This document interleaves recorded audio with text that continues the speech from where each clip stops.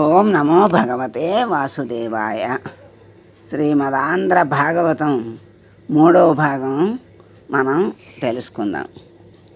భాగవత ప్రవచనం ఎవరి కొరకు చేయబడింది అనే ప్రశ్నకి సమాధానం తెలుసుకుందాం. భాగవతం అందరూ వినలేరు అనే శాస్త్రం చెప్తోందిట.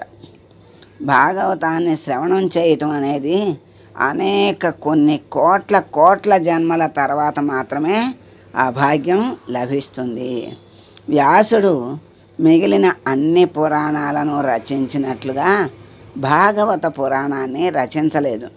అప్పటికి ఆయన 17 పురాణాలని రచన చేశారు. అన్నీ రచించేసిన తర్వాత ఒకసారి సరస్వతీ నదీ తీరంలో తన ఆశ్రమానికి దగ్గరలో కూర్చుని ఉన్నారు. మనస్సంతా ఏదో నైరాశ్యం ఆవహించింది.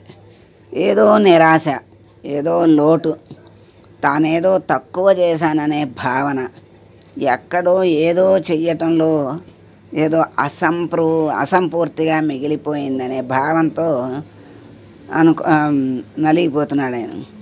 అట్లా అనుకుంటుంటే ఆయన చేసిన కార్యక్రమాన్ని ఆలోచించారు.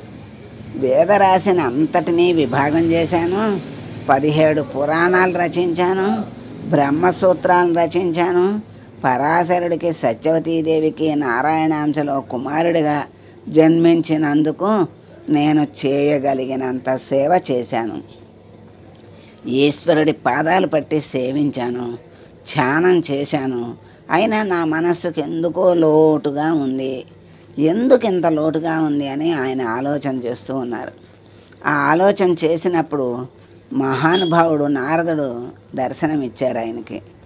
మనకు రామాయణంలో మొదట సంక్షేప రామాయణం చెప్పినవాడు నారదుడే. భాగవతంలో సంక్షేప భాగవతం చెప్పినవాడు నారదుడే. నారం దదాతి ఇది నారదః అన్నారు. ఆయన జ్ఞానాన్ని ఇస్తూ ఉంటారు. అటువంటి నారదుడు వచ్చి వ్యాసుడితో ఒక మాట చెప్పారు. ఏం చెప్పారంటే, వ్యాస, నీ మనస్సు ఎందుకు అసంతృప్తితో ఏదో లోటుతో ఉన్నదో తెలుసా అన్నారు. నువ్వు ఇన్ని విషయాలు రచించావు, భారతాన్ని రచించావు, కానీ భారతంలో కృష్ణ కథ ఎక్కడ చెప్పినా ధర్మం తప్పినటువంటి కౌరవులు ఎటువంటి పరిస్థితిని పొందుతున్నారో, ధర్మాన్ని పట్టుకున్నటువంటి పాండవులు ఎటువంటి పరిస్థితిని పొందుతున్నారో అనే ప్రధాన కథకి కృష్ణ కథను అనుసంధానం చేశావు. అంతే తప్ప కృష్ణ భక్తుల చరిత్రని, ఈ ప్రపంచమంతా ఎలా పరిడవిల్లుతున్నదో, విశ్వం ఎలా సృష్టింపబడిందో, పంచభూతాలు ఎలా వచ్చాయో, భగవంతుని నిర్హేతుక కృపచేత ఆయన సృష్టికర్తయ్యి, స్థితికర్తయ్యి, ప్రళయకర్తయ్యి ఈ లోకాన్ని ఆయన ఎలా పరిపాలన చేస్తున్నాడో నీవు ఎక్కడా చెప్పలేదు. ఆ కారణం చేత నీ మనస్సులో ఎక్కడో చిన్న లోటు ఏర్పడింది. ఇది పూర్తి చేయటానికి నీవు భాగవత రచన చెయ్యి అని ప్రబోధం చేశాడు నారదుడు. అప్పుడు వ్యాస భగవానుడు ఆనందాన్ని పొందినవాడయ్యాడు. ధ్యానమగ్నుడై ఆచమనం చేసి కూర్చుని భాగవతాన్ని రచించటం ప్రారంభం చేశారు. ఇంత చేసిన తర్వాత ఏది చెయ్యడం మిగిలిపోయిందని వ్యాసుడు నైరాశ్యం చెందాడో, ఏది అందించటం చేత తన జన్మ సార్థకం పొందుతుందని అనుకున్నాడో, ఏది అందించిన తర్వాత, ఏది తెలుసుకున్న తర్వాత మనిషిలో ఒక గొప్ప మార్పు వస్తుందో, కొన్ని కోట్ల జన్మల నుండి మనస్సు ఏది పట్టుకోకపోవటం వల్ల అలా జరిగిందో, ఏది పట్టుకోవటం వల్ల మనుష్య జన్మకు సార్థకత సిద్ధిస్తుందో, అటువంటి మహా ఔషధాన్ని మహానుభావుడు అందించటం ప్రారంభించాడు. అందుకే అది వేరొకరు చెప్పటానికి కుదరదు. అది సాక్షాత్తు ఉపనిషత్తుల సారాంశం. జ్ఞానమంతా కూడా భాగవతంలోనే నిక్షేపింపబడింది. దీనిని చెప్పటానికి సుఖబ్రహ్మ మాత్రమే తగిన వ్యక్తి. అందుకని తన కుమారుడైన సుఖబ్రహ్మకి భాగవతాన్ని ప్రబోధం చేశారు. ఆ భాగవతాన్ని సుఖబ్రహ్మ పరీక్షణ్ మహారాజు గారికి 7 రోజులు చెప్పారు. ఎటువంటి పరిస్థితుల్లో చెప్పారు అంటే, భాగవతం చెప్పబడిన పరిస్థితిని మీరు విచారణ చేయాలి. చెప్పింది 7 రోజులే, అంతకన్నా ఎక్కువ రోజులు చెప్పలేదు. ఎందుకు 7 రోజులు చెప్పవలసి వచ్చింది అంటే, భాగవతాన్ని సప్తాహంగా చెప్పుకోవటం వెనుక ఒక రహస్యం ఉంది. ఒక మనిషి ఎన్ని సంవత్సరాలు బ్రతకనివ్వండి, 70 సంవత్సరాలు కానీ 90 సంవత్సరాలు కానీ, లేకపోతే శతమానం భవతి శతాయు పురుష శతేంద్రియ ఆయుషేవేంద్రియే ప్రతిష్టతి అంటే 100 సంవత్సరాలు కానీ పూర్ణంగా బ్రతకనివ్వండి, కానీ ఎన్ని రోజులు బ్రతికాడు అని పరిశీలిస్తే 7 రోజులే బ్రతికినట్లు మనం తెలుసుకోవాలి. ఎందుచేత అంటే, ఎన్ని సంవత్సరాలు బ్రతికినా బ్రతికింది ఆది సోమ మంగళ బుధ గురు శుక్ర శని, ఇంతకన్నా ఇక రోజులు లేవు. 7 రోజులే ఉన్నాయి, 8వ రోజు అనేది లేదు. ఎప్పుడు మరణిస్తాడు అంటే, ఈ 7 రోజుల్లోనే మరణిస్తాడు. ఎంత గొప్పవాడైనా వాడు పోవటానికి 8వ రోజు అనేది లేదు. ఎవరైనా ఆ 7 రోజుల్లోనే వెళ్ళిపోవాలి, ఆ 7 రోజుల్లోనే పుట్టాలి, ఆ 7 రోజుల్లోనే ఉండాలి, ఆ 7 రోజుల్లోనే తిరగాలి. కాబట్టి భాగవత సప్తాహము అంటే, నీవు ఏ రోజున భగవంతుణ్ణి స్మరించటం మానివేశావో ఆ రోజు పరమ అమంగళకరమైన రోజు. ఆ రోజు భగవంతుని ఎడల విస్మృతి కలిగింది కాబట్టి తన భగవన్నామాన్ని పలకలేదు, ఈశ్వరుడికి నమస్కరించలేదు, ఈశ్వరుని గురించిన తలపు లేదు. ఆ రోజున తను ఉండి మరణించిన వానితో సమానం. ఉన్న ఆ రోజు ఆ భగవంతుణ్ణి స్మరించని రోజు మరణించిన దానితో సమానం. కాబట్టి ఆ రోజున ఇంట్లో ఏమి తిరిగింది? నడయాడిన ప్రేతం ఒకటి తిరిగింది.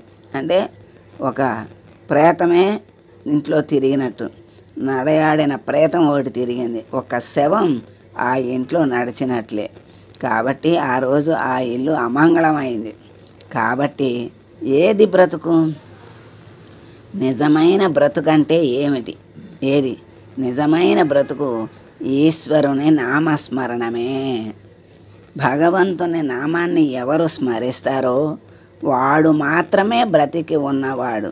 అయితే భగవంతుని నామం స్మరిద్దామంటే ఆ నామం అంత తేలికగా స్మరణకు వస్తుందా అంటే, ఆ వస్తువునందు నీకు ప్రీతి ఏర్పడితే నీ మనస్సు భగవన్నామాన్ని స్మరించటానికి అవరోధం ఉండదు. మీరు ఎక్కడ కూర్చుని ఉన్నా మీ మనస్సు మీకు ఇష్టమైన వస్తువును గూర్చి స్మరిస్తూ ఉంటుంది. మనస్సు ఆ వస్తువునందు ప్రీతి చెందింది కాబట్టి ఎప్పుడూ ఆ వస్తువుని స్మరిస్తూనే ఉంటుంది. మరి అలాగే మీ మనస్సు ఈశ్వరుని యందు ప్రీతి చెందకపోతే ఈశ్వరుని నామాన్ని స్మరించదు. ఇప్పుడు మనస్సు భగవంతుని పట్ల ప్రీతితో తిరగడానికి కావలసిన బలాన్ని వ్యాస భగవానుడు భాగవతంలో ప్రతిపాదన చేస్తున్నారు.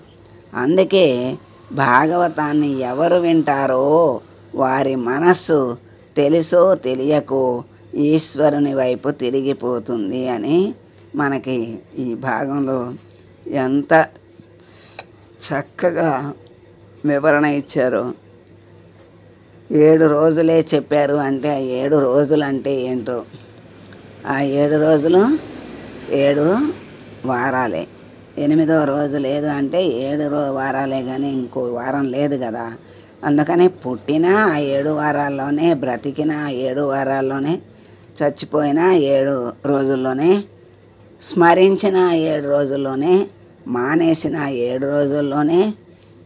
మరి మానేస్తే ఆ రోజు అమంగళప్రదమైన రోజుగా, ఆ రోజు ఇంట్లో ప్రేత నడిచినట్లుగా, శవం నడిచినట్లే అని అంత ధాటిగా ఘాటుగా చెప్పారు.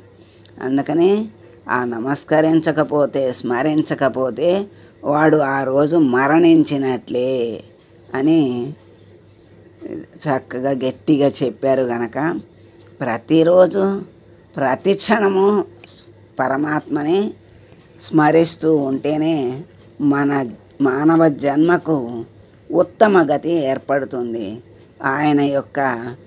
ఆయన అనుగ్రహం కలుగుతుంది. ఆయన ప్రీతి చెందుతాడు. ఆయన దరికి చేరటానికి సోపానాలు ఏర్పడతాయి. ఇవన్నీ కూడా ఆయన అనుగ్రహం చేతే మనకి లభిస్తాయని మనం తెలుసుకున్నాం. ఈ భాగవతంలో 3వ భాగం ఇక్కడితో సమాప్తం, సంపూర్ణం. ఓం సర్వే జనా సుఖినో భవంతు, సమస్త సన్మంగళాని భవంతు. ఓం